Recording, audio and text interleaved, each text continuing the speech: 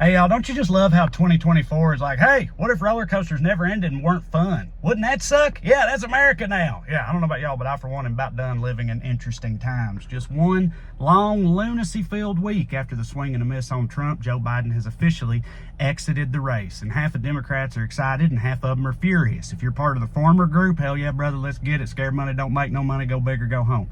If you're part of the latter, I want to try to at least make you feel a little bit better, I hope. All right, I know people are like, listen, y'all, it's just too late in the game to do. There's no time for this. Listen, I know in this country we treat elections the way HBO treated the last couple seasons of Game of Thrones, right? We spend an obscene amount of time and money on them just for most people to be pissed off at the end result anyway. I know we're like that, but in most Western democracies, elections are like 30 to 90 days all told. Dude, in France, they're like, when should the election be? I don't know, Saturday after next. And then they just cram all their arguing and voting into that condensed time frame, get it over with, go back to smoking and eating long bread. Like, it can be done. There is still time. All right, and I know people are like, okay, but the Democrats, they can't execute a gamble of this magnitude. They'll screw this up. I hear you, but 24 hours in, I don't know.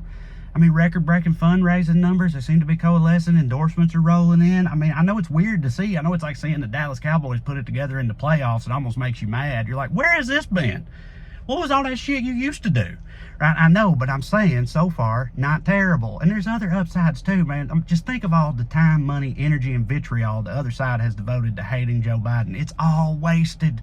Picture the warehouses of FJB shirts gathering dust, right? Picture your dumbest coworker staring forlornly at the back of his truck like, I gotta buy 50 new bumper stickers now. It's funny.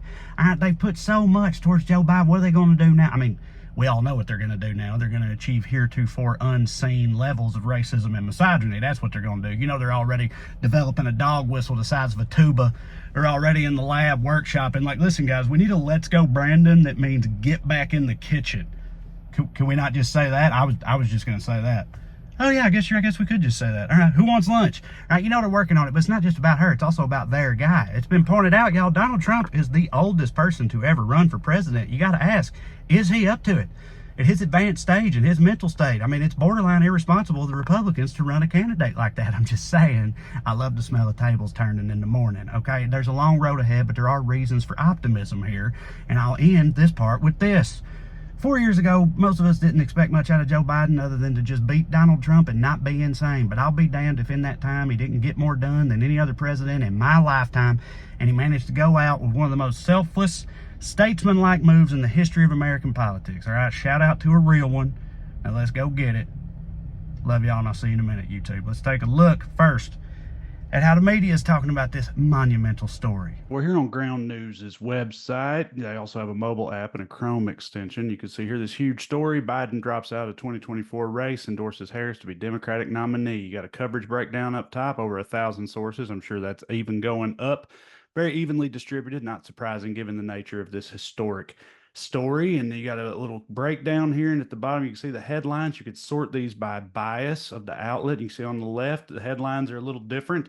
This one here talks about the disastrous debate leading to this. That seems to be a particularly left-leaning focus. And then on the right, kind of different. They talk about it in different terms. You know, like down here, you got some of them saying that they're still looking for a candidate. The Democrats, not really true. It seems to be Kamala, but it, behooves them to express chaos on the left. So you get insights into these headlines on Ground News. Ground News is a startup and service that aims to combat bias in the media by adding context and transparency to all the news you consume. You can see here on Ground News, before you even click on a story to read it, you get extra insight. You can see the bias of the outlet, the factuality rating, and the ownership group where the money comes from, all important. And so before you even get into a story, you have more information than you're going to get from anywhere else. Could be particularly beneficial to someone like your Aunt Tammy, who gets her news from Facebook, sees Bob's Basement News and thinks it's the gospel.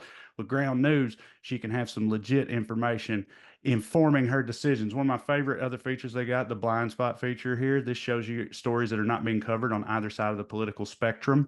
You can get outside your bubble a little bit and see what they're talking about on the other end of the political fence, right? It's always good to step outside your bubble, gain some more insight. That's what Ground News is all about. All right, so if that sounds good to you, click the link in the description below or scan the QR code here to check out Ground News today. You can try Ground News for free, or you can get 40% off their highest tiered Vantage program. That's right, they're a subscription-based service, which means you ain't got to deal with no ads. That's right, online, no ads. That's what's up.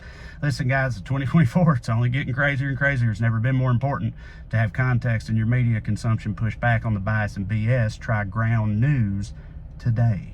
All right, wild times out here, guys. A lot of questions still remain. Who's going to be the VP? Probably the biggest one. The one thing everybody can agree on, gotta be a honky. That's right. We all know. Everybody's already, it's like, put that to the side immediately. It's like, we need a boring white man. That's what we gotta have. There's the only way to balance this ticket, because you know that's just how it works in American politics. You got one thing on this part of the ticket, you need another thing on this part, unless you're Republicans, and then it's just angry white guys all the way down. But that's how it all works, and everybody knows it. So all these white guys are lining up like, is it gonna be me? Is it gonna be me? Who's it gonna be? I tell you who I happen to like personally, Senator Mark Kelly, because he's just all American. I mean, who hates astronauts? The man's an astronaut in a swing state.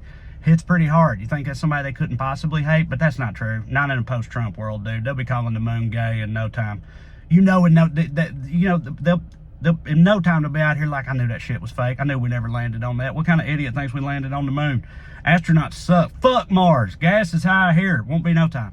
They'll be calling for NASA's dissolution and everything, but still, I think it's worth a shot, because, I mean, hell, I like astronauts, I like space stuff, but he's not the only good option. There's other options out there that I like. A lot of people, you know, want Mayor Pete. I like Mayor Pete a lot, but, you know, he is a gay man, and this country is still, in many ways, a bass-ackwards nightmare. It's just one of those deals where it's like, you know, black woman, gay man in America, I don't know. You got to win the Midwest. They like casseroles and bigotry. That's what they like up there. But maybe not the Democrats, so it could work. I think the man's incredibly talented. I just think that maybe it needs a little more time until then. Now, most people think we need a Midwestern dude who speaks Rust Belt, can talk about, like, steel and not having jobs and stuff like that, but be a Democrat and whatnot, and they got a few names in the bucket for that, too. And really, as far as I'm aware, I'm kind of on board with any one of them. I think you can build a strong ticket here, and any single option there beats the living shit out of my old drinking buddy J.D. Vance. I can tell you that much. I think things are about to get exciting, if a little existentially terrifying, but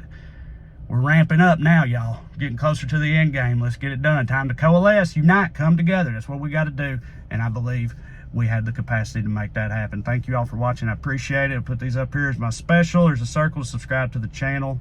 See all these little misses of mine and podcasts and stuff. And then the most important one to me, TreyCrowder.com. That's got my tour dates on it. If I'm coming near you, get tickets, come see me do stand-up comedy live and in person, because that's what's really up. And as long as you keep watching these, I'll keep making them. I love you like chicken. See you, bye.